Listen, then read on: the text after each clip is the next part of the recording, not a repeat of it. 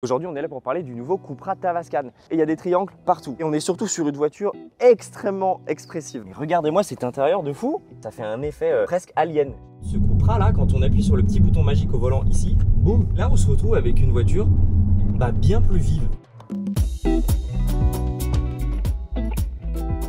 Si je vous dis Tavascan et que immédiatement ça vous fait penser à un petit village pyrénéen tout sympa, tout mignon, à quelques encablures d'Andorre, vous êtes bien meilleur que moi en géographie. Parce que pour moi, Tavascan, c'est ça.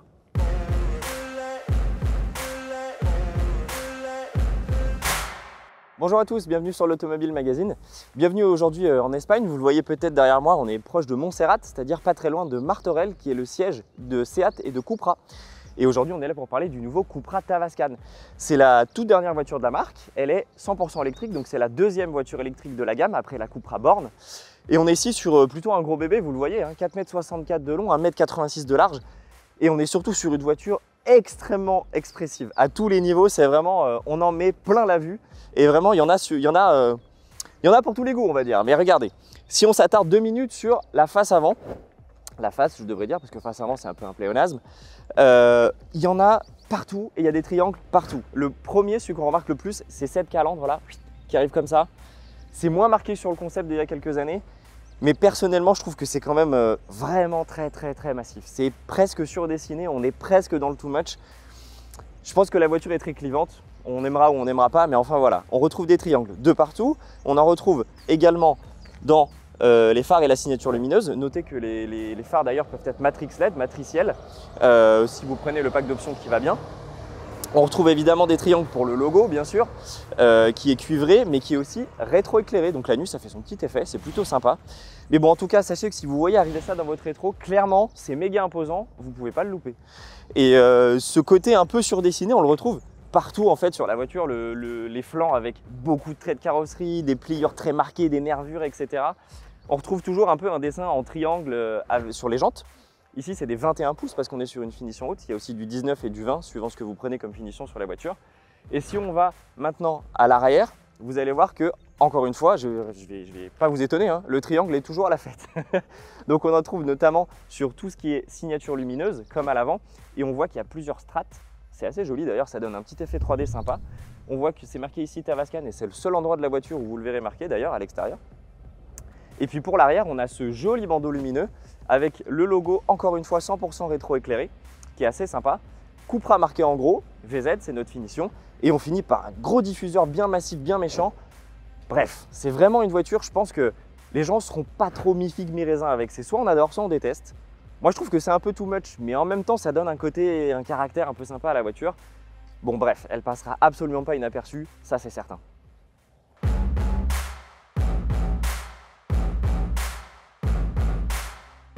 Bon, quand je vous disais que la voiture est un peu surdessinée, mais regardez-moi cet intérieur de fou.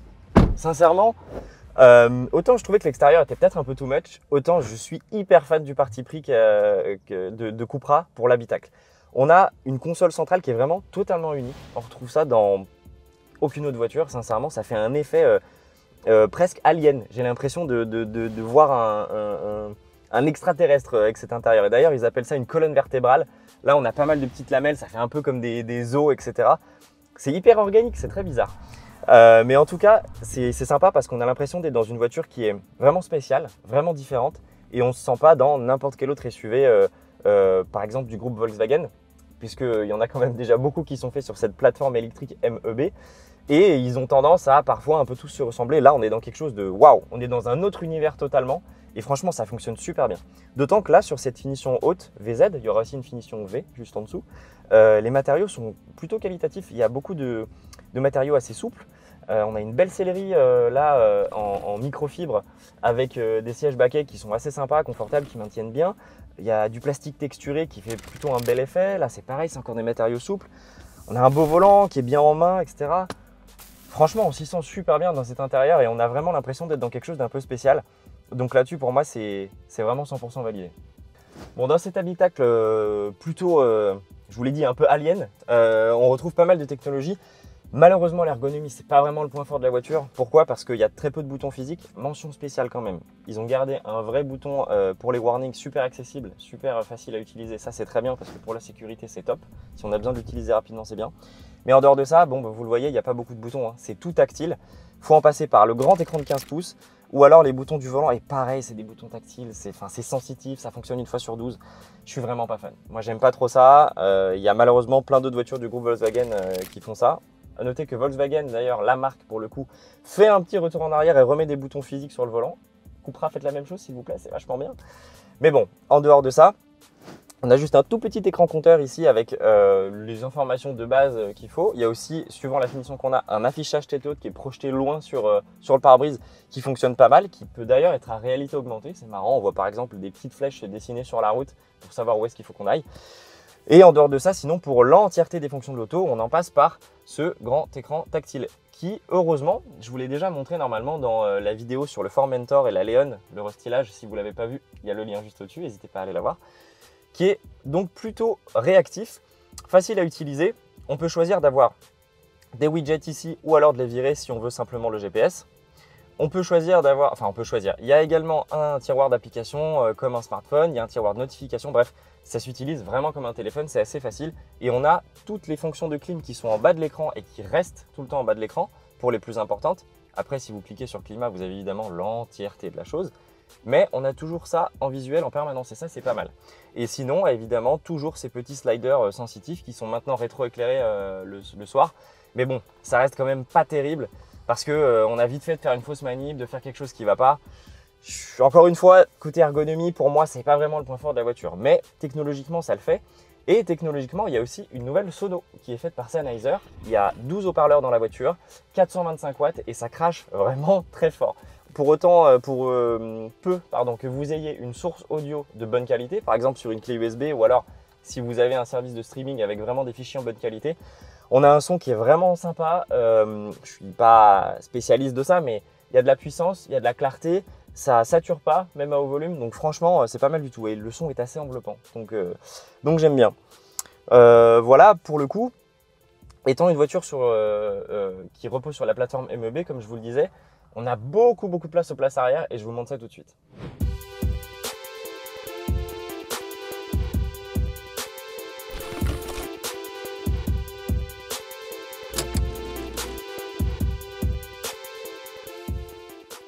Voilà, j'ai sauté à l'arrière et comme vous pouvez le voir, c'est assez gigantesque franchement. Là globalement, le siège il est même pas exactement réglé pour moi parce qu'il y a un système d'entrée confort, donc le siège il est un peu plus reculé que ma position de conduite. Dites-vous que si c'est moi qui conduis, normalement il y a encore plus de place devant. Donc franchement, tous les gabarits sont franchement à l'aise. On a en plus un plancher plat, hein, bénéfice d'une voiture électrique bien sûr, avec les batteries sous le plancher. Et on a des sièges qui sont juste assez creusés pour se sentir bien dedans, pour être bien posé et pour être un peu maintenu quand le conducteur décide de s'énerver au volant. Donc c'est pas mal du tout. Beaucoup de place. Encore une fois, sur cette finition VZ, on a des matériaux qui sont franchement agréables au toucher. Il y a toujours un peu de plastique dur, mais c'est absolument pas rédhibitoire. Et on a toujours ce petit effet avec des LED dans les contreportes. C'est pas grand chose, hein, c'est du look, c'est du design, ça sert à rien pratiquement parlant, mais par contre c'est joli et ça donne un vrai effet quali à la voiture. On se sent bien dans cet habitacle, à l'avant comme à l'arrière, franchement c'est assez cool. Il y a toujours ces petits détails cuivrés qu'on retrouve partout. Le très grand toit vitré, il n'est pas ouvrant mais c'est un toit panoramique. Ça baigne l'habitacle de lumière, c'est vraiment hyper agréable. Franchement, faire des kilomètres dans ce Cupra Tavascan, c'est quand même super agréable. Il y a un petit accoudoir ici, des porte-gobelets et ah tiens, j'ai découvert, je ne le savais pas, il y a une trappe à ski. Ça devient rare les voitures qu'on a, mais bon, si vous voulez, vous pouvez accéder au coffre. Preuve que vous pouvez aussi partir à la montagne l'hiver avec cette voiture. Hop. Et puis sinon, du classique, hein, on a deux petites prises USB-C en bas. Suivant la finition que vous choisissez, enfin le pack d'options que vous choisissez, il y a des sièges chauffants à l'arrière, un petit truc de clim aussi, avec deux buses pour droite et gauche. Sincèrement, que dire? Vraie familiale cette voiture. Cupra n'est pas forcément une marque a priori tournée vers les familles, mais vous pouvez sans problème emmener des gens dans le Cupra Tavascan. Ils vous en tiendront pas du tout rigueur.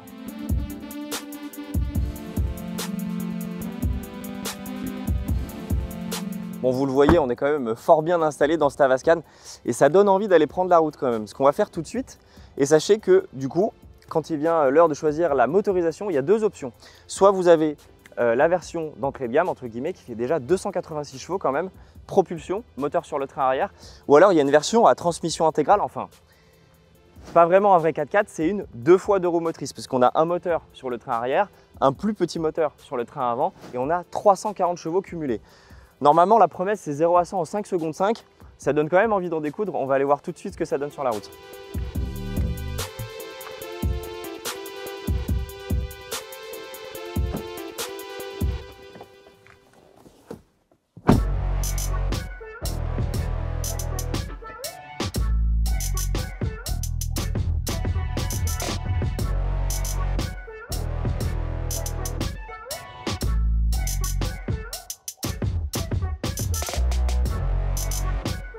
Alors, au volant du Tavascan, qu'est-ce que ça dit? Ça dit premièrement qu'on a une batterie de 77 kWh, utile, capacité utile.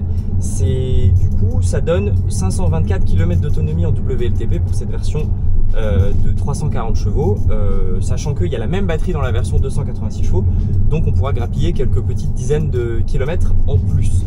Depuis le début de l'essai, on a fait un peu plus de 200 km sur un parcours assez varié. Vous le voyez, il y a autant de la montagne comme ici, qu'on a fait un peu de voie rapide, on a fait de la ville, on a fait de la route plus en plaine aussi. On est sur 17-18 kWh à peu près de consommation au 100 km. Donc ça a l'air plutôt efficient, ça a l'air pas mal du tout pour une voiture qui malgré tout fait 2 tonnes 2, c'est pas rien. Ça a l'air pas mal. On fera pas les 520 km je pense, sauf à faire que de la ville en utilisant le mode B de la boîte, du sélecteur de vitesse pardon, pour la régénération, mais en dehors de ça, ça a quand même l'air pas mal. Si jamais ça vous intéresse que l'on mesure cette voiture sur notre base de mesure chez nous, avec notre cycle normalisé, dites-le nous en commentaire. Comme ça, on vous fera un retour là-dessus si ça vous intéresse. Mais donc, vraie efficience, ça appelle au voyage. Et l'autre chose qui appelle au voyage, c'est le confort. On est sur une voiture qui, malgré tout, est assez fermement suspendue, et ça se sent surtout à basse vitesse en ville, quand on se rend compte que quand on passe des cases vitesse, etc., ça reste assez rude. Mais on a malgré tout une voiture qui n'est pas raide, ça ne percute pas, c'est pas violent, et surtout dès qu'on augmente un petit peu la vitesse, à partir de 50 km/h déjà, il y a un premier palier, et après quand on roule sur route, on a l'amortissement qui se révèle un peu et on a une vraie bonne absorption des chocs, je trouve. Autant toutes les petites aspérités, là vous pouvez le voir, il y a plein de raccords sur la chaussée, je suis pas du tout chahuté dans mon siège, que les plus grosses compressions qui sont avalées franchement sans aucun problème, hein. Le mode de conduite confort, il porte très bien son nom parce que la voiture est franchement agréable. L'autre chose que j'attendais pas forcément en plus, c'est qu'ici on a des jantes de 21 pouces, je vous le disais. Et malgré tout, on n'a pas beaucoup de trépidation. Vous savez, les trépidations, c'est ces espèces de petites vibrations que l'on a parfois, qu'on ressent un peu dans le siège, qu'on peut de temps en temps ressentir dans la direction, et qui viennent un peu, des fois, perturber un peu la quiétude, malgré le fait qu'on ait une route un peu lisse. Et là, il n'y en a pas beaucoup. Il n'y a pas beaucoup de petits rebonds des jantes comme ça. Ou en tout cas, s'il y en a, et ils sont les mouvements sont bien freinés par la suspension. Donc au final, c'est franchement très agréable.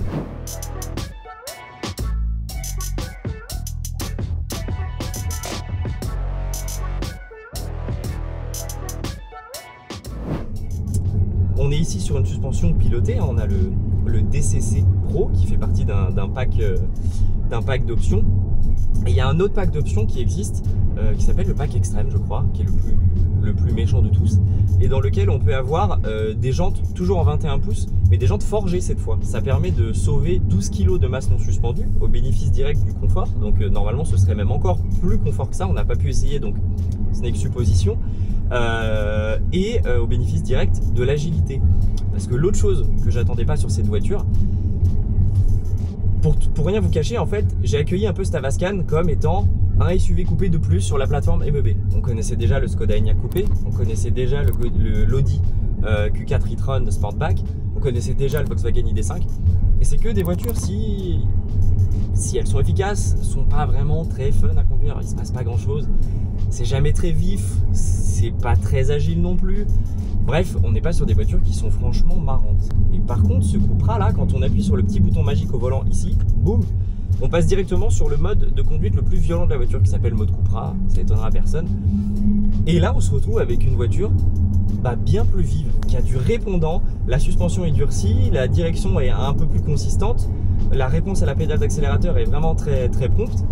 Et du coup, bah, on arrive sur une voiture qui, quand on est dans des enchaînements de virages, est super marrante, c'est sympa. Alors, attention, on n'est pas sur une voiture qui est mobile, l'arrière vient pas se placer, etc.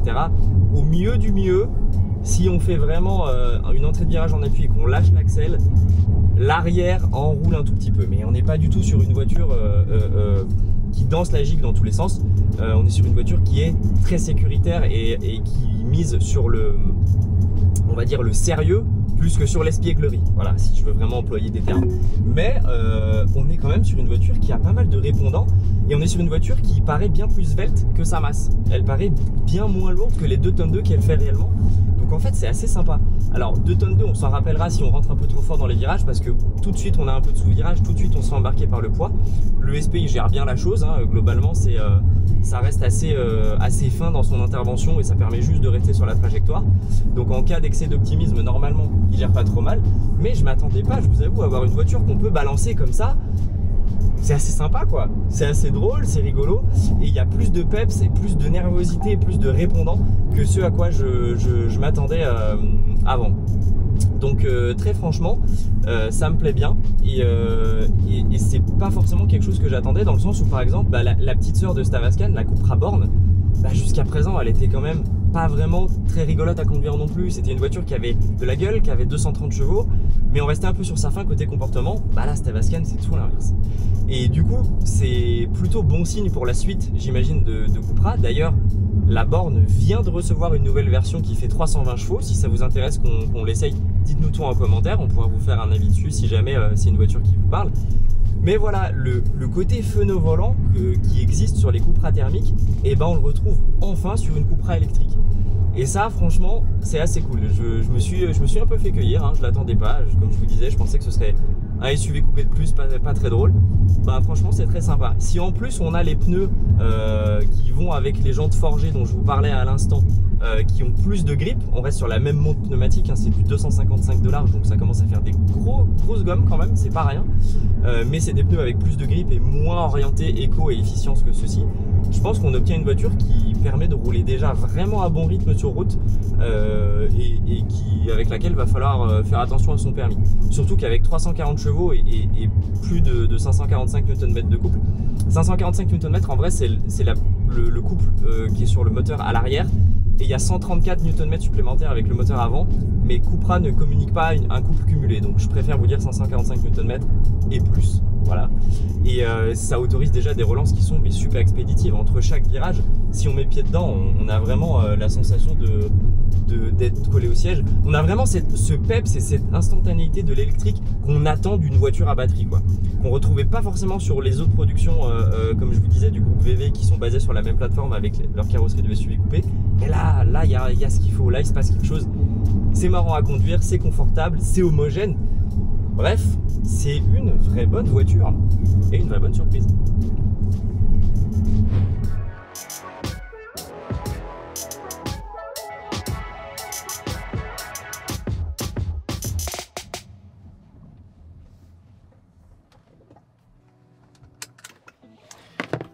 Et voilà, c'est déjà la conclusion de cet essai.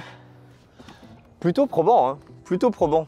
Ce qui est sympa, c'est que Cupra a réussi à faire une voiture à son image, autant au niveau du look, mais au niveau de la conduite également. Et pour une électrique, c'était pas forcément gagné. Jusqu'à présent, c'était pas trop le cas avec la Born.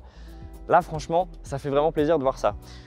Sachez que ce Tavascan démarre à partir de 46 990 €, premier prix France, donc il s'agit de la version propulsion, pas celle-ci.